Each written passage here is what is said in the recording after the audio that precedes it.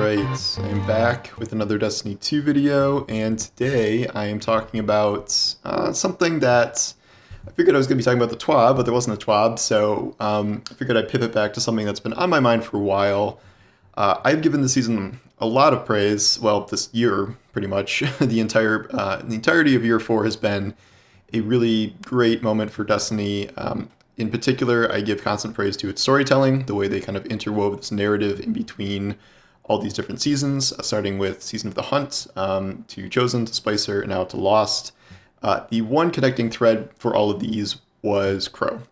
I recently saw an article, I think it was GameSpot, where they said, Destiny's season was so good this year because the game finally got a main character that wasn't us.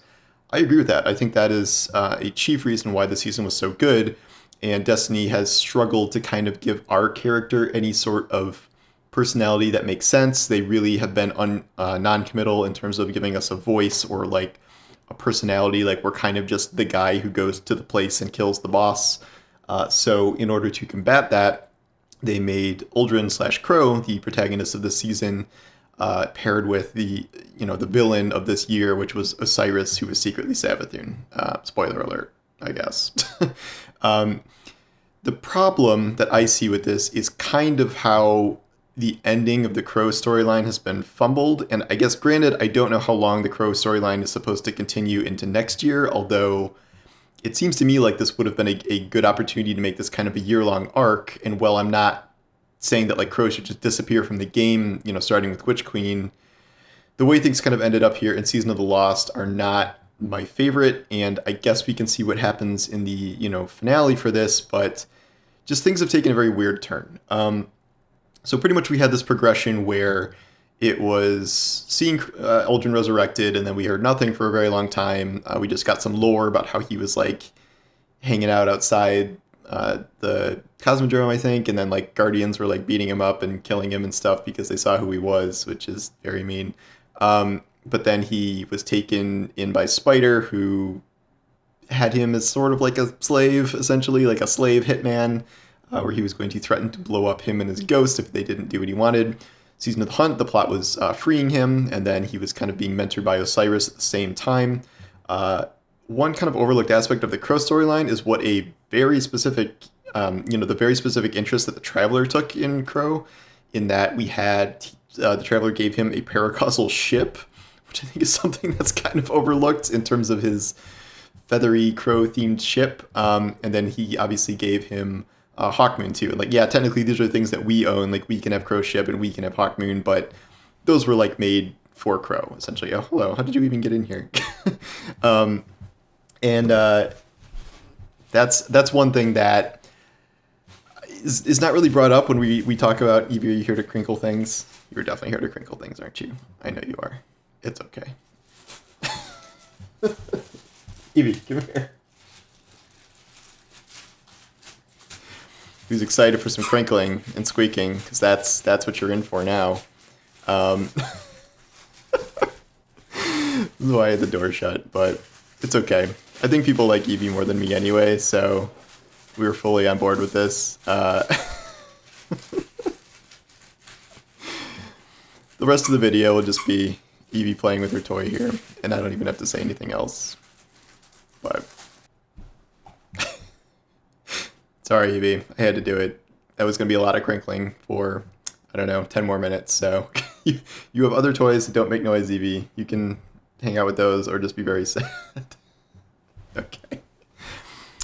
Anyway, the Crow story progressed where Crow became essentially a supporting, person as a part of Zavala's Guard in Season of the Chosen.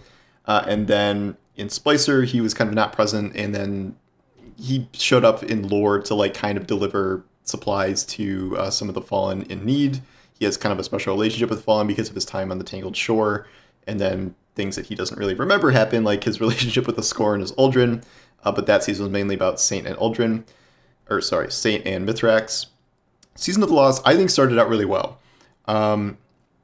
We got the storyline to, see Mara Sov return and then have Crow meet her again, even though he doesn't really remember her. But we got a lot of good backstory, not about Crow, but about Uldren, in terms of how Mara Sov was just very manipulative of him, which like we've known, but like I think this was the most kind of clear cut case of, just seeing exactly how that was laid out and how much she wants kind of control over him, and like how this was sort of like her master plan is to like get him to become a guardian, but then get him to become Aldrin again. And then she can have like a guardian in her pocket that is like devoted to her. This all culminated in a sequence that this is when I think things kind of go off the rails a little bit, where he kind of barges into Savathun's room and gets her to tell him the kind of grand story of who Aldrin was, what he did before all this, and there's nothing in game that represents this. I thought this would be kind of a great, flashback moment for him, where he kind of gets, one of those animated cutscenes like they did with Saint, showing kind of all the bad things he's done, or like our complete history with him going all the way back to Destiny 1. We didn't get any of that. We just get kind of like him coming out of the room and being like, yeah, she told me everything. And not only that, like, he's not upset with us, which I feel like he should be, because it does seem very weird that like us, Crow's best friend, wouldn't have just told him all of this at some point, including very important details like we killed him and he killed one of our good friends, Kate Six. And he's like, I'm not mad at you. I understand why you didn't tell me. Like, I just need time to think. And then so we left him in this weird situation where he was supposed to go and like hang out with Keitel and like be a liaison for something. I think that was in Dawning Lore or something. And then there was a different piece where he went to Venus for a short period of time, and there's like some narrative stuff from his ghost glint about how he's being broody and whatever, and we still don't really know why he went to Venus, I don't think. But then again, that was like 3 months ago or 2 months ago since we kind of last picked up on this, and it just strikes to me as a really kind of odd way to let this story just trail off. I think the reveal of his past was not done very well in terms of like how kind of involved we have been in this entire storyline, and then it was just this very brief moment with Savathun that didn't seem to result in anything meaningful. I also think that we have definitely been building up to a pretty inescapable conclusion that Crow is going to be the next Hunter Vanguard, and yet I don't know when that is supposed to happen, and if just suddenly we come back here, after a 3.5 month, 4 month break at the end of February, where we have one more mission with Savathun, and then I don't even know if Crow's going to come back for that, or if he does, like, and they make him Vanguard or something. That would be this very long gap here has not served this storyline well. And I get that part of it is, out of the narrative control, and this is just kind of what they had to do because they needed this 6-month season in order to finish Witch Queen. And the stuff they did introduce is Dares of Eternity and has nothing to do with Season of the Lost storyline. But it does seem like if they knew that this was going to happen, I sort of wish they would have had the finale of Crow's specifically storyline ahead of this, rather than this weird break where we don't hear anything from him for such an extended period of time.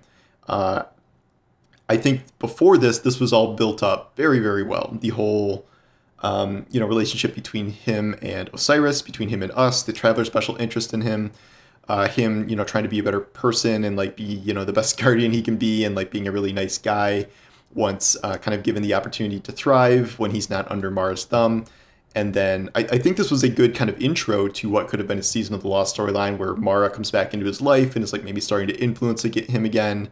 And it's this kind of tug of war between Savathun and Aldrin over his soul, when like, or between Savathun and Mara over Aldrin's soul. And then we were kind of trying to stand in the middle to prevent this. But then it just sort of evaporated. And I'm not sure one more week of story ahead of the Witch Queen is really going to do it. I do wonder if whatever season is attached to Witch Queen could be related to him again, and maybe that could be his like kind of finale storyline, because remember, Beyond Light had Season of the Hunt, and those were very separate entities. Like they really, Osiris and Crow's storyline had very, very little to do with the events of Beyond Light. So whatever season is coming with Witch Queen, it does seem possible like it might not have anything to do with the events of Witch Queen, and that seems like it could be an opportunity to maybe reach the culmination in the finale of Crow's storyline, instead of just this last weekly mission or something being the end of it. I do think it's okay to like move on to some extent. Like, okay, we have a season. At the end of that, he meets the real Osiris, he becomes Hunter Vanguard, whatever, and sort of have like, then let's focus on a new character for, you know, another year or something like that.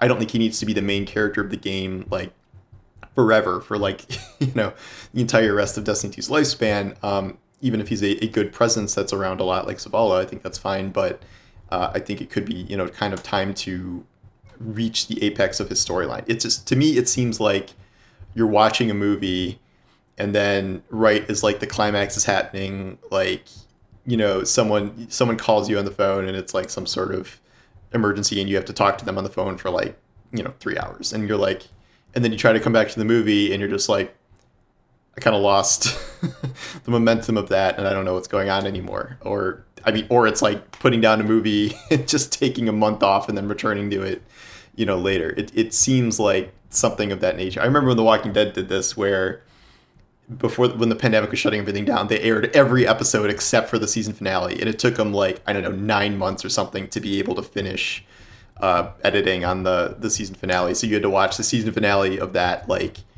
9 months after the airing of the other episodes, which kind of made it lose some steam.